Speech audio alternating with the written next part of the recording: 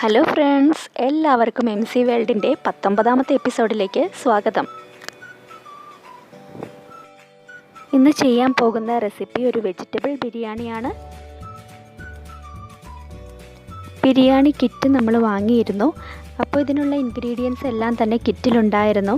ഇനി ഇതെല്ലാം വെച്ചിട്ട് നമുക്ക് എങ്ങനെ ബിരിയാണി തയ്യാറാക്കാമെന്ന് നോക്കാം. കുക്കിംഗ് പോട്ട് നമുക്ക് അടപ്പത്ത് വയ്ക്കാം.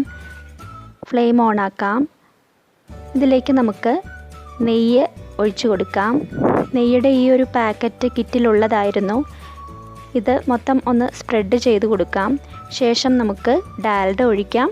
ഡാൽഡയുടെ പാക്കറ്റും കിറ്റിലുള്ളതാണ്. അതിനുശേഷം നമുക്ക് സ്പൈസസ് ഇതിലേക്ക് ഇട്ട് കൊടുക്കാം. പട്ട, ഗ്രാമ്പു, ഏലക്ക, തക്കോലം, കുരുമുളക്, നല്ല ജീരകം, ഇത്രയുമാണ് ഇതിലേക്കിട്ടത്.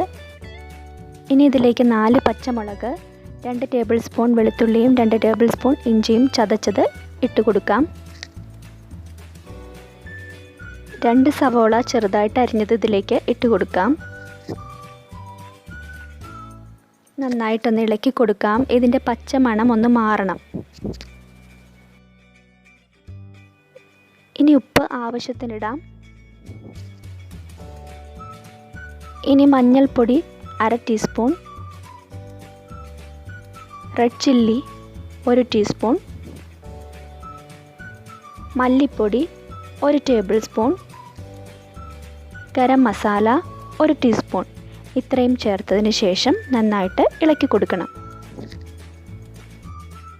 ടൊമാറ്റോയും ക്യാപ്സിക്കവും ഇതിലേക്ക് ചേർത്ത് കൊടുത്തു.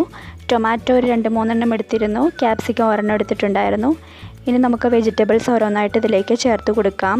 പൊട്ടറ്റോ 2-3 ചെറുതായി കട്ട് ചെയ്തത്, ബീൻസ് 7-8, ക്യാരറ്റ് 2-3 എന്നിവ ചെറുതായിട്ട് കട്ട് ചെയ്തിട്ട് ഇതിലേക്ക് ചേർത്ത് കൊടുക്കാം. വെജിറ്റബിൾസിൻ്റെ അളവ് ഒന്നും പറയേണ്ട കാര്യമില്ല. കാര്യം നിങ്ങളുടെ കയ്യിൽ ഏതൊക്കെയാണ് വെജിറ്റബിൾസ് ഉള്ളത് അത് നിങ്ങളുടെ ഇഷ്ടം അനുസരിച്ച് തന്നെ ചേർത്ത് കൊടുക്കാം. കോളിഫ്ലവർ ചേർക്കാം, അതേപോലെ ഗ്രീൻ പീസ്, ഇതൊക്കെ ചേർത്ത് കൊടുത്താൽ നല്ലതാണ്. നന്നായിട്ട് ഇളക്കി കൊടുക്കണം. ഇനി ഇതിലേക്ക് മല്ലിയിലയും പുതിനയിലയും ചേർത്ത് കൊടുക്കാം. ഇതിന് പ്രത്യേക അളവൊന്നും ഞാൻ പറയുന്നില്ല. ഇതൊക്കെ നമ്മുടെ വീട്ടിൽ തന്നെ ഉള്ളതാണ്. ബിരിയാണി അരി ഞാൻ 2 മണിക്കൂർ മുന്നേ വെള്ളത്തിൽ കുതിർത്ത് വെച്ചിരുന്നു. അത് 2-3 പ്രാവശ്യം കഴുകിയതിന് ശേഷം വെള്ളമൊക്കെ കളഞ്ഞ് ഞാൻ ഇതിലേക്ക് ഇടാൻ പോവുകയാണ്. അതിനുശേഷം നന്നായിട്ട് ഇളക്കി കൊടുക്കണം. ഇനി നമുക്ക് വെള്ളം തിളപ്പിച്ച് അതിലേക്ക് ഉപ്പിട്ട് ഒരു നാരങ്ങയുടെ പകുതി പിഴിഞ്ഞതിലേക്ക് ഒഴിച്ചതിന് ശേഷം ഈ റൈസിലേക്ക് നമുക്ക് ചേർത്ത് കൊടുക്കാം. 1 ഗ്ലാസ് അരിക്ക് 1.5 ഗ്ലാസ് വെള്ളം എന്ന രീതിയിലാണ് എടുത്തിരിക്കുന്നത്. ഈ വെള്ളം ഒഴിച്ചു കൊടുക്കുമ്പോൾ അരിയുടെ മുകളിലായിട്ട് ഇങ്ങനെ നിൽക്കണം. അതിനുശേഷം ഒന്നുകൂടെ മിക്സ് ചെയ്തിട്ട് നമുക്ക് അടച്ചു വെച്ച് വേവിക്കാം.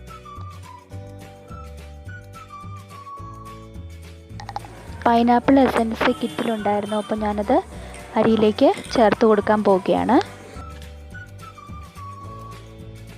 അപ്പോൾ എസൻസ് ഇതിലേക്ക് ഒഴിച്ചു കൊടുത്തതിന് ശേഷം ഒന്ന് നന്നായിട്ട് മിക്സ് ചെയ്യാം.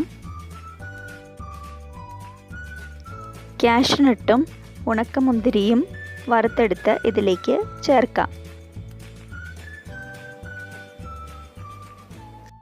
കാഷ്നട്ടും കിസ്മിസും നന്നായിട്ട് ഫ്രൈ ആയിട്ടുണ്ട്. ഇത് ബിരിയാണിയിലേക്ക് ചേർത്ത് കൊടുക്കാം. ശേഷം 2 സവോള ചെറുതായിട്ട് അരിഞ്ഞ് ഫ്രൈ ചെയ്തെടുത്തത് ഇതിലേക്ക് ഇട്ട് കൊടുക്കാം. ലാസ്റ്റ് നമുക്ക് ചെറി കൂടി ചേർത്ത് ഇത് നന്നായിട്ട് ഇളക്കി യോജിപ്പിക്കാം. കുക്കിംഗ് പോട്ടിൻ്റെ താഴെ ഒരു പാൻ വെച്ച് കൊടുക്കാം. മുകളിൽ ഫോയിൽ പേപ്പർ ഉണ്ടെങ്കിൽ ഫോയിൽ പേപ്പർ കൊണ്ട് നന്നായിട്ട് കവർ ചെയ്തിട്ട് അടപ്പ് വെച്ച് മൂടി 1/2 മണിക്കൂർ വേവിച്ചെടുക്കണം. അതല്ലെങ്കിൽ ഇങ്ങനെ ഒരു വെയിറ്റ് വെച്ച് കൊടുത്താലും മതി.